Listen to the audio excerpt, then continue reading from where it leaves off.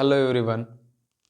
अब देखिए हम सॉल्व करेंगे एक्सरसाइज 8.1 का second question. Right, second question देखिए क्या कह रहा है।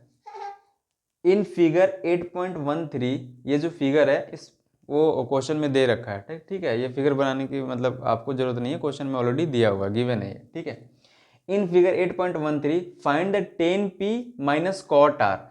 तो 10p ये आपका p है और ये आपका r है। राइट, अब देखिए इसमें दो वैल्यू आपको दिया हुआ है, ये 12 और ये 13। एक वैल्यू आपको फाइंड करना है। तो देखिए ये 90 डिग्री हुआ, 90 डिग्री। ठीक है, अब जैसे ही आपको पहले भी बता चुका, we have already discussed, if the triangle is given 90 degree, that's mean we find the sides by using the Pythagoras theorem. right now, तो आप फिर से देखो इसको, we know that, देखो इसको आप क्या, we know that Pythagoras theorem,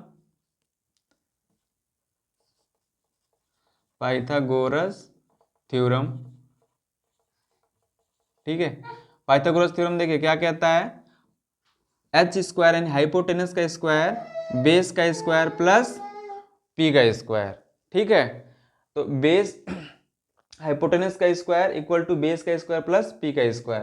hypotenuse कितना दे रखा है आपको, 13 लिख लो, 13 का स्क्वायर, बेस ही आपको फाइंड करना है, आप प्लस पी यानी कि 12 का स्क्वायर। ठीक, 13 का 169, बी स्क्वायर अब प्लस 12 का हो जाएगा 144। देखो मैं फिर से आपको रिपीट कर रहा हूं, आपको एटलीस्ट 25 तक लर्न होने चाहिए सभी के स्क्वायर। ठीक है, ठीक, तो देखिए 13 का स्क्वायर कितना हो गया आपका 169 और बी स्क्वायर प्लस 12 का 144। ठीक, अब इसको करो आप, ये कितना हो गया 169, इधर लेके आया 144 और ये आपका हो गया बी स्क्वायर। सेपरेट कर दो, 9 में से 4 गया तो आपका बच गया 5 और यहाँ कितना बच गया आपका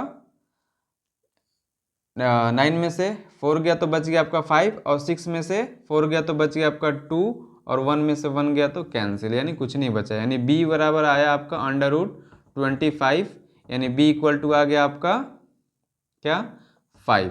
ठीक, सेंटीमीटर, अगर यूनिट जिसमें दिया है आप उसमें रख दो। ठीक है, जिसमें भी यूनिट दिया हो तो आप उसमें रख दो। ठीक, अब उसके बाद देखिए ये सेंटीमीटर में है, ये सेंटीमीटर में है तो आप भी इसको सेंटीमीटर में लिख दो। ठीक, ये हो गया, यानी ये आ गया हमारा 5 सेंटीमीटर।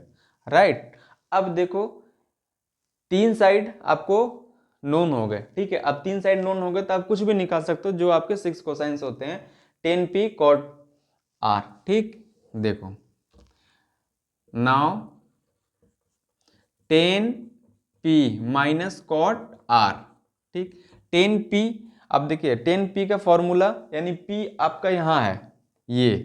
ठीक है, तो इसके सामने का परपेंडिकुलर पोर्शन कौन हो गया आपका, ये हो गया आपका p और ये हो गया आपका b यानी बेस। ठीक है, याद रखना एंगल, जो भी एंगल आपको प्रोवाइडेड हो उसके अपोजिट यानी सामने। ठीक है, अपोजिट मीन्स आपका सामने, तो वो सामने वाला एंगल क्या होता है आपका परपेंडिकुलर। तो ये हो गया परपेंडिकुलर और ये हो गया आपका बेस।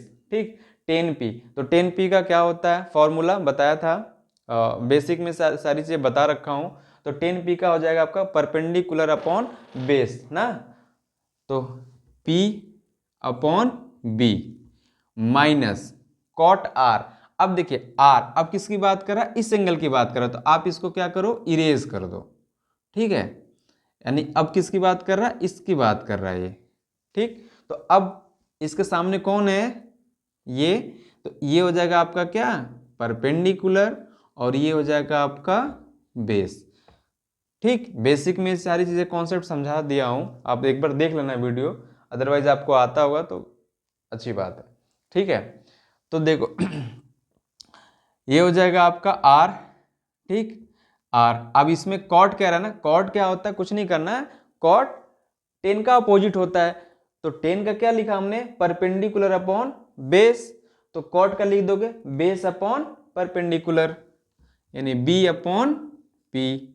अब वैल्यू को आप पुट कर दो, ठीक है, हो गया। अब वैल्यू को पुट कर दो, तो पी के अकॉर्डिंग जब हमने डिस्कस किया था तो पी के अकॉर्डिंग परपेंडिकुलर कौन था, क्योंकि पी एंगल यहां था, तो उसके अकॉर्डिंग परपेंडिकुलर कौन था आपका 5, तो हमने लिख दिया यहां पे 5।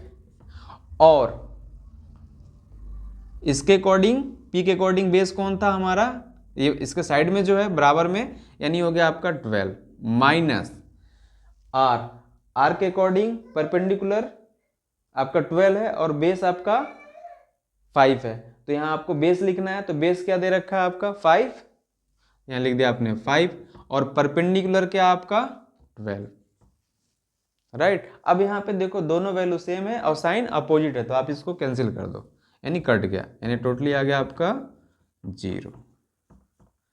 आगे समझ में, तो ये है इसका सोल्यूशन। आई होप ये आपको समझ में आ गया होगा, ठीक है। Thank you so much.